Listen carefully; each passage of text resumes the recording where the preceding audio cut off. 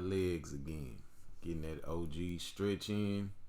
If you've been following GOAT from the beginning, y'all know I have shared that if I could start my fitness journey over, I would have worked more on my flexibility, on stretching. I will say that I have improved over the years. I do more stretching at home than I do when I get to the gym. By the time I'm ready to start my workout, I'm just loosening my hips up, and then using my warm-up sets is a way to get my body ready for the actual working sets. Today we have 5x5 training. We're working at 225 for all the sets. Whenever I feel like I'm losing strength, this is an exercise that I will go to, and it has been beneficial my entire fitness journey. I think that I have to say this. I think that it is extremely overrated to have a mindset to just do 3 sets of 10 and just kind of dip on to the next phase of your workout. You want to build strength. This is just my opinion. If you want to have a body that is strong over a lifetime as you age, you want to be intentional about phasing in certain workouts. Now, 5x5, in my opinion, is something that you do with weight that is moderate to heavy. Not heavy to where you can't get through the 5 reps, but weight that when you get to 5, you ready to rack it. You may be able to do more, but again, when you training natural and you training for a lifetime, it's extremely important to train with discipline and to train with focus. Remember, controlling the ego is the way to last in the gym. You gotta have your mind right for the type of training that you're doing based on the season that you're in. On my last warm-up set here, this is high volume. I'm doing about 15 reps, and that's really just to get the blood flowing. I want to make sure that when I go up to my first working set, that it's not a big shock to the body. A lot of injuries happen on the first working set. You want to be mindful that the warm-up, that you can adjust every day. That's on the day-to-day. Warm up as you need to.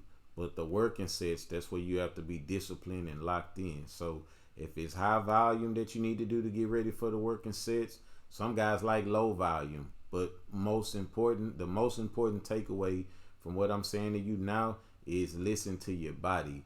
Anytime you're dealing with moderate to heavy weight, you got to be locked in.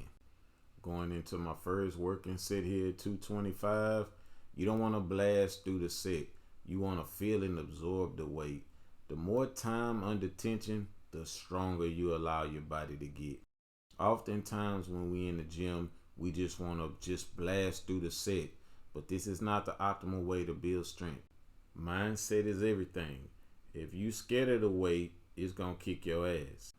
Get comfortable with being uncomfortable, and that's how you're going to build your strength up. Steroids don't guarantee greatness.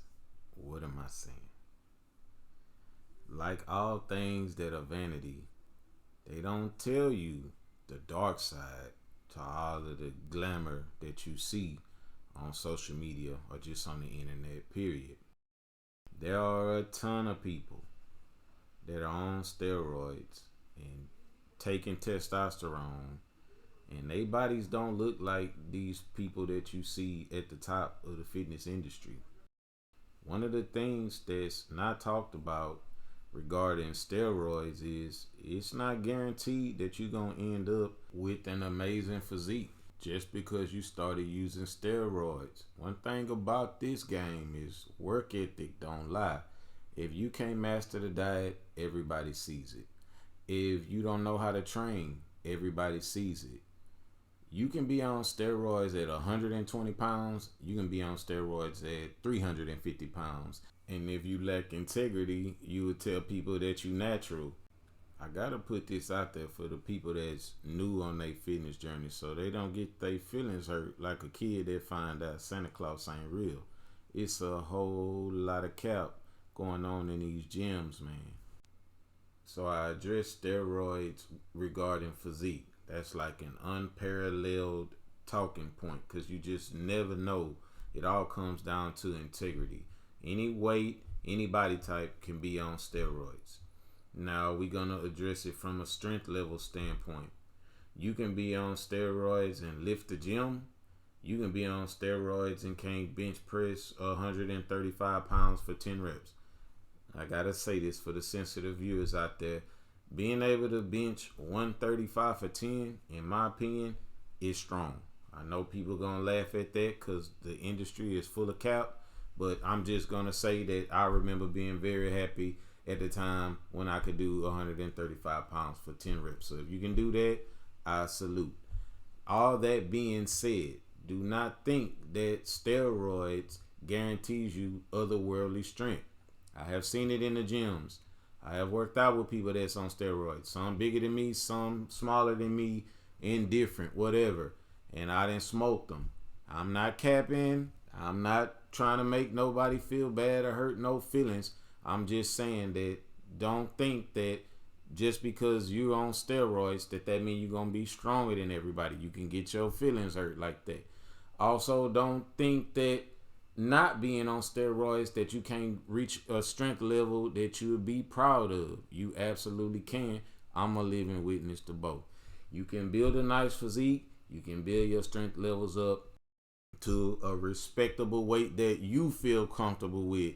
Don't set your standards to what people on drugs is doing. Set your standards to what you started with and the numbers that you desire to reach. Make sure your numbers are realistic. If you have numbers that are not realistic, just reset, reevaluate where you are on your journey, and then just try to find a new target.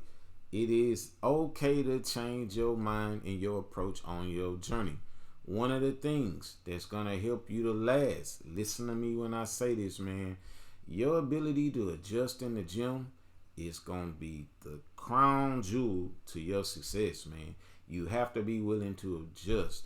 If you stubborn in the gym, you're going to be a word you never hear me talk about. I ain't seen a plateau, but that's something that they put out there. Oh, you hit a plateau. No, it's something that you need to make a change to, or you have a weak point that you need to address, but there is no such thing as a plateau. You gotta do the work. All right, now let me scale it down. The real me starting to come out. I know some people gonna see this, man, like we've been waiting on this. Gotta take it easy on them, man. We leading like Jesus led, with love first, man. We'll do the correcting and the straightening as we get further down the road. So in this set here, I'm treating the first set of 5 like I'm gonna treat the last set of 5. Spending time with that weight on my shoulders. I'm not trying to blast through it. I want to feel, I want to absorb it. I want it to be challenging. Get as deep as I can get and rack that weight, man. Last set mentally is always the most challenging set. But one way to knock down those mental barriers when you get to that last set is to tell yourself, I've been here before. The last set is no different than the first set. It's the same weight. It's the same movement. You gotta have the same mindset. It's going up. Spotter there, spotter not there, it's going up. I done been here before. If I got the first 5, I'ma get the last 5. Speak life into yourself. Believe in yourself. Have confidence when you go into your sets. Having a positive mindset is critically important when you working out in the gym, man. If you go in there with your mind right and enjoying what you do, you're going to see a lot of success. Leave all your insecurities in the parking lot, man. It's not about who's the biggest and the strongest. It's not about who's got the best body. All that shit is just goofy, man. It's about improving yourself. Honoring God, valuing the life that he gave you, man. That's the reason to be in the gym. Just working on yourself, trying to get better. Take God with you on your fitness journey. You're going to be glad you did. Finishing up my barbell squat training with a drop set at 135 pounds for about 20 reps. The reason we do a drop set at the end of the working sets is to grow. Every lift that you do in the gym, it has to be for a reason. We not cavemen. We not just coming in there just picking shit up and putting it down. Every step got to be calculated. We ain't wasting not one set, not one rep. Everything is with intention. Having intention when you go in that gym is also going to be beneficial. We ain't going in there not knowing what the hell we going to do today. We ain't just showing up and getting whatever we can get. No, we holding ourselves accountable. We getting quality work in, quality reps, quality sets. And that's what's going to make all the difference in the world. You do not want to be that person in the gym year in and year out and ain't making no progress with your strength, ain't making no progress with your physique, and you just basically just giving the gym money and wasting money on gym clothes and supplements for nothing. On to the second phase of the workout, getting some calf raises in. Sets of 20, 10 paused with a slight pause, and then 10 tap and go.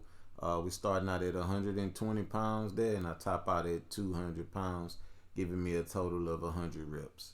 Calf raises are one of the exercises that I feel that you don't necessarily always need to do heavy. It's just about, developing the mind-muscle connection. You can get a lot of work done with lightweight if you know how to really connect with them and get a good squeeze. Another thing that I do, or that I have done over the years to build my calves up, is I do a lot of running. I'm getting a lot of cardio in behind the scenes. So I think that conditioning also plays a part in like the visibility, the aesthetics of the calves. Like if as you lean out, your calf definition is gonna show better and better. So don't put too much focus on like I know there's a community like, oh, I got small calves, I can't grow my calves. But I mean, some of it could be genetics, but I think a lot of it is conditioning, man. Like if you are in some pretty decent shape, some good shape, the body fat percentage is low, your calves are gonna be recognizable, or at least you'll be able to see them and see what you may need to work on to get them to grow. I want to cover on my last set. You see that when I go into the set, I put my hands on my side. The reason that I'm doing this is so that my calves get majority of the load. Yeah, my shoulders are helping to stabilize the weight, but if I put my hands on the handles, now my arms are helping to stabilize the weight. Give it a try the next time you're training calves. Gorilla set with the pull-ups, only a few. If this video has been helpful to you in any way, be sure to like, comment, subscribe, and share it with the people that you love. Visit our website, goatlevelfitness.com today.